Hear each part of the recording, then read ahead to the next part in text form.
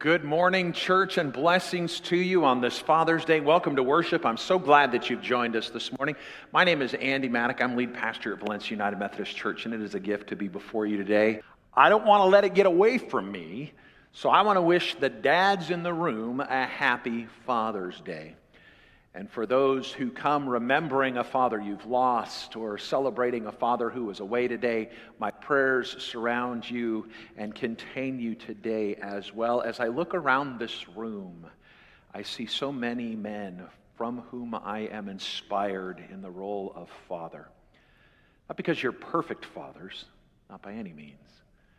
Not because you're perfect spouses every time, not by any means. But by your endurance and by your faithfulness, by your presence here and your witness to your family for God's love, God's hope, and God's story. That's a part of what we get to do as dads in the family of faith and in the life of the church. To continue to offer our strength, our resiliency, the paths that we've walked, the wisdom that we've learned with one another and with our children and our church's children. So I give thanks for dads today, for that pattern and for that practice. We're in a series that's emphasized these familial roles, talking about family matters. We started way back on Mother's Day, and now we hear on Father's Day. Next week's our final week in this series before we switch up to come to the table. But where we've been, just for frame of reference, we talked about how our families shape and define us, how families can celebrate together, how they equip and send us out into the world to live, to work, and to serve. How families can in fact struggle, be it among siblings or generationally, or just in the church and the family of faith. How families grow and change over time, and how that is true of the church as a family as well. And today, church, we talk about the future. Families look to the future. We look ahead. We hope and anticipate for what God is going to do with and in us as we look with eyes towards the future. And we're going to talk about Abram in a minute here in light of that. But this is the audience participation part of the sermon. So I'm going to look around and I'm going to ask, what did you want to be when you grew up? Think back to when you were a child. What did you want to be when you grew up? I'm looking for answers. I'll just stand here and look pretty for 20 minutes. I'm looking for answers, some feedback. What did you want to be when you grew up? Yeah. A what? I missed it. A photographer. You wanted to be Perry Mason. An ambitious goal. Yeah. Oh, we'll come back to that one. Yeah. An actress. Oh, I love that. There is still time. We can make that. I know a guy. An archaeologist. New Indiana Jones is coming out. It's 2023 and Batman and Indiana Jones are in the theater. Who knew? Yeah. Other things you wanted to be when you grew up? Doctor. What's that? A teacher? Okay. Fine. Live into your dreams. That's good. A fighter pilot. Hang on to that one, because that was one of mine as well. Absolutely. Yeah. Somebody at the first service said pastor, and I said, there's no way you wanted to be a pastor when you were a kid. I grew up the kid of a pastor, and I didn't want to be a pastor when I grew up. I remember thinking I didn't want to be in my dad's business when I grew up. And it really took God about 15 years and a whole lot of prayer for me to figure out from my childhood into my young adulthood that my work in ministry was not going to be doing my dad's business, but what God had in store for me as a partner in life and in ministry, that I wasn't going to do it. I saw that unique kind of fishbowl bubble approach to family discernment and reflection. And for all the ways in which you may know or may not know my own children, Maddie and Jackson, and their journeys and their stories, a big part of that for me is to not make them feel like they are somehow the kind of servants of the church that their parents are. It is something they can model. It is something they can learn. It is something that they can certainly grow into. But we try and keep those separate entities. No, when I wanted to grow up, when I grew up, what I wanted to be, at first I wanted to be a rock star. And I feel like I'm living into that a little bit. I play guitar, I get to act on stage, I get to preach to people every week. You know, there's a little smidgen of that's carried through throughout my history. And then I was fascinated with science fiction. Particularly Arthur C. Clarke. Any hard sci-fi, older science fiction guys? I loved space. And I thought that I wanted to be an astronaut. Absolutely. I longed for that. In fact, I'll tell you right now, if Elon Musk calls today and says, we need a chaplain for the mission to Mars, I will kiss my wife and I will see you all someday. I am all the way in. With my love for Star Wars and my love for science fiction, I've always had this sense that the truth is out there, that there is so much more than just this terrestrial terrain that we are a part of here. So I've longed to be an astronaut. I also wanted to be a fighter pilot. Who said fighter pilot over here? Somebody said fighter pilot. Yeah, I wanted to be a fighter pilot. I was even in Civil Air Patrol for a little bit, right up until my freshman year of high school when I grew too big for the F-16 cockpit. And I knew I couldn't fly for the Thunderbirds. I kind of set that one aside. But it feels like somebody who wants to fly, who'd also like to go to space, it all just kind of lines up for me. Absolutely. Yeah, that sense of what do you want to be when you grow up. All right, here's the second audience participation. Today, as we gather together on the 18th of June, 2023, I will ask you today in this moment, what do you want to be when you grow up? All right, live your dreams, Sophie Malkus, be a teacher. Are there things that you still want to do? Something you'd long to be, an instrument you'd want to learn, something you hope to accomplish, a place that you want to see, visit, go, do, an occupation you wished you'd tried and maybe you still have a chance. What do you want to be when you grow up, church? Retired. I want to earn just enough to not have to earn anymore. Understood. For some of us, that's in outer space, so it might as well be so far away. Absolutely. Other hopes and dreams that are just beyond your fingertips? What do you want to be when you grow up? It's an interesting question. Yeah, absolutely. A world traveler. Absolutely. You all get the hang of that. Absolutely. There are places to see, places to go. Absolutely. We have that sense of looking out into the future and saying, is there something I want to do, something I haven't seen, something I live for and long for? And then we strive to get there, or sometimes, like our astronauts and our tall fighter pilots, we let those things go. And we move on to other dreams. But today I want to talk about how families can look to the future. That I think in the same way that we've talked about this idea about shaping and defining, celebrating, caring for, nurturing and equipping, families are, by their very nature, forward-looking enterprises. Hopes for, longs for what comes up. Because sometimes in life when you long for something, it involves major change. One of the things that's true of our Bible story today is that Abram will go from that name to Abraham. God will give him a name change, and sometimes your titles change. October 24, 2002, I went from being a son and a kid and a student and a husband to being a dad for the first time. And then February 20th of 2006, when Jackson was born, I was a dad twice over. Sometimes there are major shifts in our identity when we live into the future that God has in store for us. So let's talk about Abram's story. You remember Father Abraham. He had many sons. Many sons had Father Abraham. I am one of them, and so are you. So let's all praise the Lord. And then if you're at camp, you can do right arm, left arm, right foot, left foot. Right? You remember the song. Well, Father Abraham does indeed have many sons and daughters. But it didn't start there. It started with looking into the future. So here's Genesis 15. And how that plays out. After this, the word of the Lord came to Abram in a vision. Do not be afraid, Abram. I am your shield and your very great reward. But Abram said, Sovereign Lord, what can you give me since I remain childless? And the one who will inherit my state is Eliezer of Damascus. Abram again continued, You've given me no children, so a servant in my household will be my heir. Then the word of the Lord came to him in reply and said, This man will not be your heir, but a son who is your own flesh and blood will be your heir. He took him outside and he looked up at the sky and he said, Count the stars if indeed you can count them. Astronaut. Then he said to him, So shall your offspring be. And Abram believed the Lord, and the Lord credited it to Abram as righteousness, as faithfulness. The word of God for the people of God. Thanks be to God. Now, Abram's been in the business of faithfully following a call that God has put on his life. I'll help you with some of the biblical scholarship in connecting pieces together. Genesis is a rather long story of God's relationship to God's people. Yes, it starts in a garden and with creation, but it comes round to an idea that God will craft and create a people who will need to be delivered by Moses in the Exodus story. But to get all the way there, you get the story. We call it the patriarch cycle of the fathers of generation that help these people understand who they are and where they've come from. And one of those starts in chapter 12 with the call of a guy by the name of Abram. and his wife Sarai. They're called from the land that they've known to follow God to a place that he will show them, a land flowing with milk and honey. He's to bring his nephew Lot and Lot's family, and together they travel. Now that invitation comes with a blessing. If you're faithful and you follow me, I will make of you a great nation. Now that expectation of great nationhood packs a lot of baggage into it.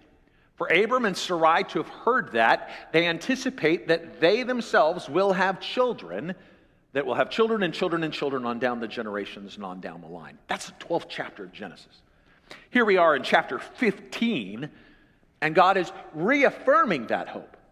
Abram has left looking to the future with an expectation that God will be there for him. God has been with him through challenges and struggles. God, as God says, has served as a shield and a reward for Abram. He's protected him. But here in chapter 15, he says, I'm going to reaffirm, I'm going to remake my covenant with you. So much so that he has Abram fall asleep in a dream and sacrifices a goat in that dream. And then God, in the symbol of a lit lamp, passes through the goat, and so does Abram.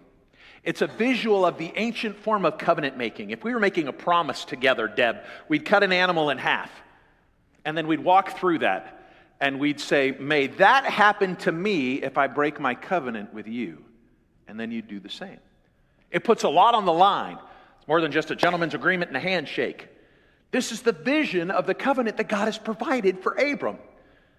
And yet he has no children. Fast forward a little bit, you get to the 17th chapter of Genesis, and there is still not a child, though instead what happens is God asks for an additional sacrifice. Circumcise yourself and your household and all who follow you, and I'm going to give you a new name. No longer will you be Abram, but you will be Abraham. No longer will your wife be Sarai, but she will be Sarah, as one who laughs at God, because my promise is still coming to you, yet you are not there. And while these covenants have been made, challenges continue to fall on Abraham and his family. Because tucked in there, you get 2 chapters about the visitors and then the destruction of Sodom and Gomorrah. Struggle upon struggle. And then it is only then, in chapter 21, that Isaac is born. A son of their own genetic code. What a journey he'd been on. Now, for everybody in this room who balked at the question, what do you want to be when you grow up? You know, there is this certain biblical aging thing that happens in the Old Testament where the numbers are either radically inflated or they knew something about nutrition that we didn't know.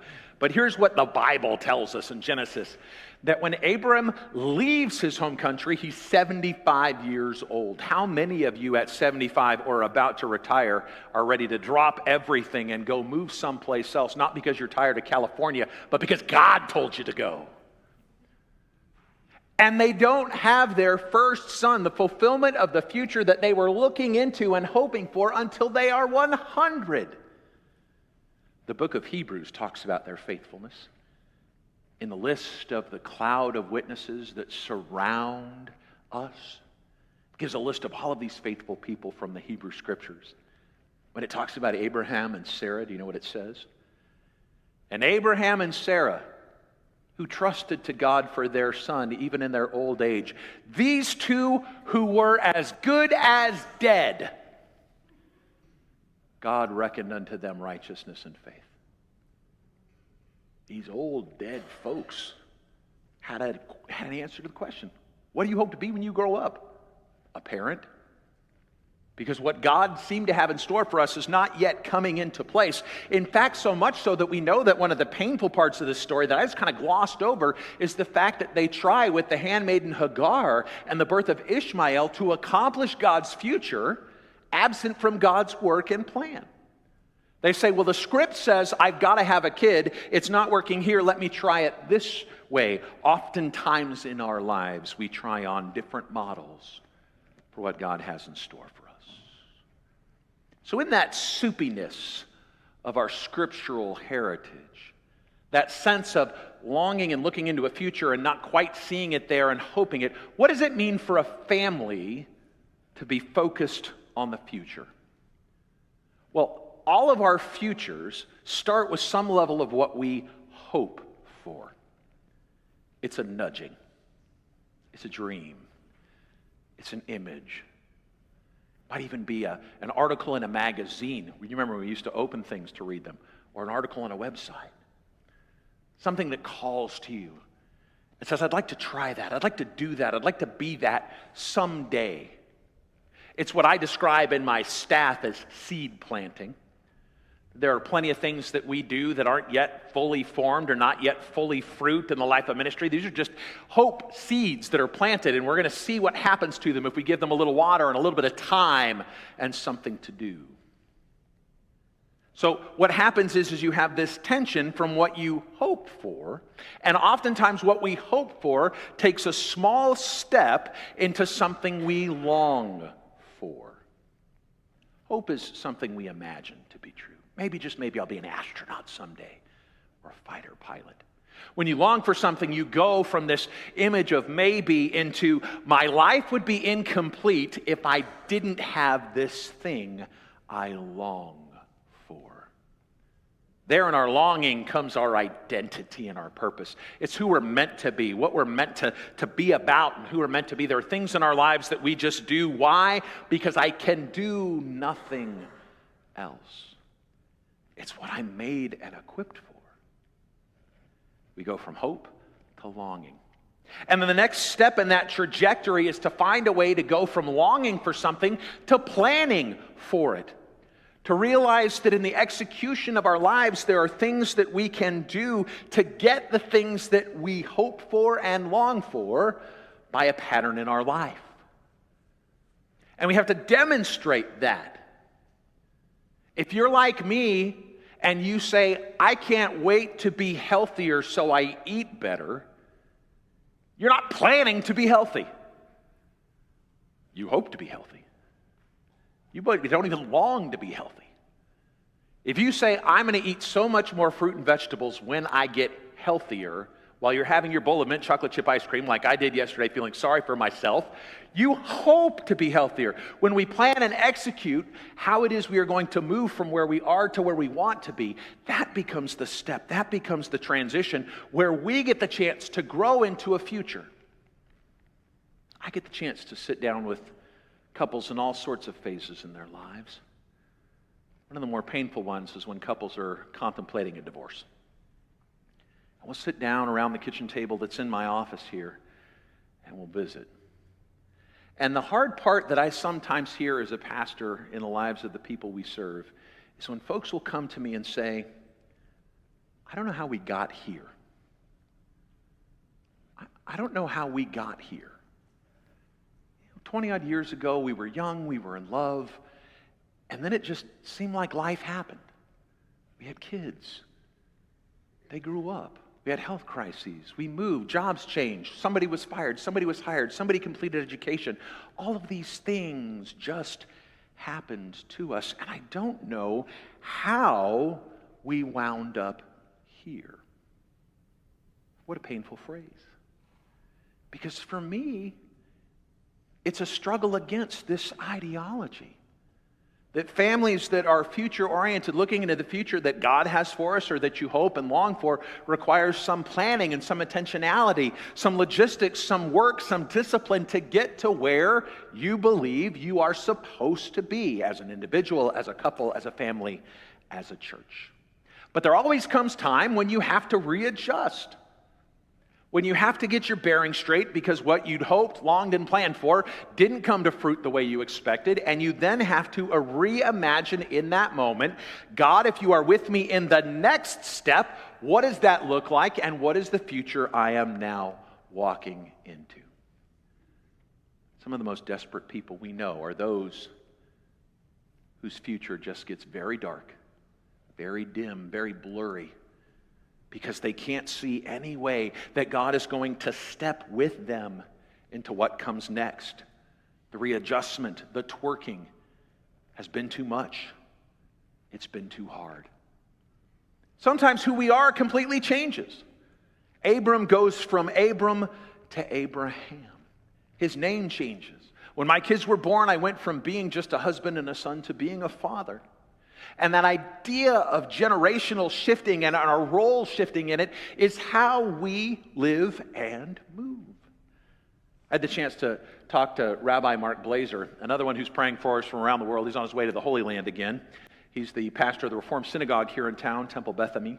And I'm so grateful for him. I got to visit with him. We talked about Tevye, yes, but we were talking about the fact that he is going to be, you heard the announcement for our summer dinner series, and coming to the table and people we invite to the congregation. He's our first guest speaker. Come on July 12th. He's an amazing human being. But he had just come from a naming ceremony when I talked. He was on the road down from Castaic.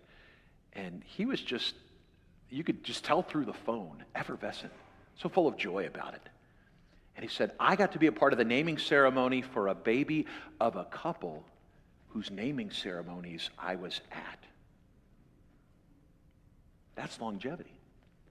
And then he joked, I guess it's time for me to retire. But that sense of generational presence, to know that there are people who surround you in these pews who've been a part of this church long enough to see the kids of its kids get confirmed, graduate, go on, and answer the question, what do you want to be when you grow up? Sometimes we adjust. Sometimes we're able to live into what we hope and long for because we've been working the plan. So what does it mean for the church to be future focused? First is our purpose informs our vision. We know our purpose, to make disciples of Jesus Christ for the transformation of the world. We are called, we are blessed to be a blessing, and we are called to be kingdom builders, not just kingdom dwellers. And that sense of purpose and who we are then informs the vision of how we accomplish that on this day and in the days to come in the future we live in together. How do we go about the business of building the kingdom of God? What does that look like, and what are we meant to do? Part of our 7 things we know to be true informs that. A part of the hopes and leadership of the church informs that. And we come into this sense that our purpose will tell us how we can live into the future that we long for. The second is that our history defines our strengths. There are things that we have been good at in our past, in the same way that in our own bodies and our own lives, there are things from our history that define us moving forward. Well, the history of this church informs and defines our strengths. Our missional identity. I don't just give thanks for dads today. I give thanks to all of the spiritual fathers and mothers of this church who for the last 50 years have shouldered the load of sharing the work of Jesus Christ in this place and building its missional identity. Saying, I will not quit on God's people in the city of Valencia. No, rather, I want to be a part of being a change maker. That's our history, and it helps us to know our strength in the moment. We are here for good. Not just in a now sense, but as we look into our future to ask ourselves the question, what does that look like in the tomorrows that God has in store for us? And finally, our present neighbors shape our need and call. It would be one thing to say our history defines our strengths and we know what we're going to be, and we're just going to continue to do that like a monster truck somewhere back there, rolling over everything. Rolling over the needs and the people who get in our way. No. The voices of the neighbors that surround us at our fingertips and in this valley just beyond the reach of this place, those people that we serve and have not yet served, help us to know our call. The hope and the longing, that need that we have that says we will not be sustained until we are doing this is not just defined by you and me who are here already, but by the need that surrounds us out there. When we are responding to the call of God in the lives of our neighbors, it serves as a chance for us to bear witness to all that God has already done and all that God will do in our future. To bring this home, it is Father's Day. I'm grateful for my own dad. Grateful for his work and my story. I'm grateful for the men in this church who serve in some ways as an extension of his work, offering your wisdom and your strength and your teaching and your friendship and your partnership. And the simple truth is that our church will be blessed for its ability to take that hope, that energy, that life-giving, creative spirit of God and walk with it into the future that God has for us. That's who we are as a family of faith. Thanks be to God. Let's pray.